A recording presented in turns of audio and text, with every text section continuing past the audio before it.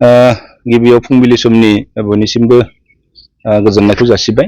दिनै 7 अक्ट' दिनै जोङो खुंनो लानाय खौसेथि बर' सुबुं आफादनि 12थि बोसोरसालिया जथुम्मा आरो बेजों लोगोसेनो 6थि बोसोरारि धेमाजि जिल्ला खौसेथि बर' सुबुं आफादनि जथुम्मा, बे जथुम्मानि बानजाय आफाद, जे बानजाय आफादखौ दिनै जोङो सानजारि नोगोराव थानाय बोखावजाय लखिमपुर जिल्ला XBLT वेलफेयार ससाइटिनि जोङो अफिसखौनो दिनै बानजाय आफादनि मावख' हिसाबै जोङो लाथ'बाय। दा बेनि अफिसनि गेजेरजोंनो जोङो जे फैबाय थानाय जे 30, 31 आरो फेब्रुवारि 1, 2026 अक्ट'आव जे सानथामनि मेहेरगोनां हाबाफारिजों जि खुंनो लानाय हाबाफारि, बेनि माखासे मावनो गोनां हाबाफारिफोर दङ।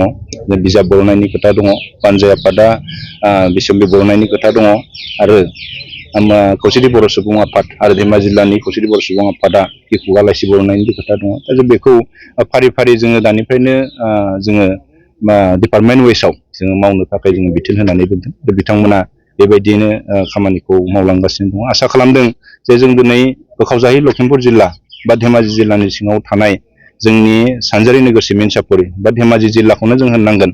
जोंनि जायगायाव जे जोङो जिहेथु माखासे गिदिर गिदिर मिटिंफोरखौबो खुंबाय थादों आरो जों जिहेतु खौसेथियैनो दङ जे जोंनाव थानाय बिभिन्न जाथि जनगोष्ठीनि जे आफादफोर दङ, जोङो जिहेतु जयैनो दं हिसाबै जे जोङो बानजाय आफादावबो गोबां बिबानाव जे जोङो सोसननानै लानाय जादों गुबुन हारिनिफ्रायबो। आरो जोंनि अर्गेनाइजेसनफोरनि माखासे दैदेनगिरिफोराथ' फ्राय जोंना बेवहाय दंखाजोबो। जों डिपार्टमेन्टखौ अलरेडि गासैबो जाबाय, खिन्थु मोनफा मोननै एसे दंबावो। जों बेखौ दिनैनि गेजेरजों जोङो सोनानै आबुं महर दानानै लागोन। दा बेखौ जोङो दानो थाखाय जोङो दान्दिसे उनाव जिरायनायनि मोनसे हाबाफारि लागोन। बे हाबाफारिनि गेजेरजों जोङो थि खालामनानै लानाय जागोन।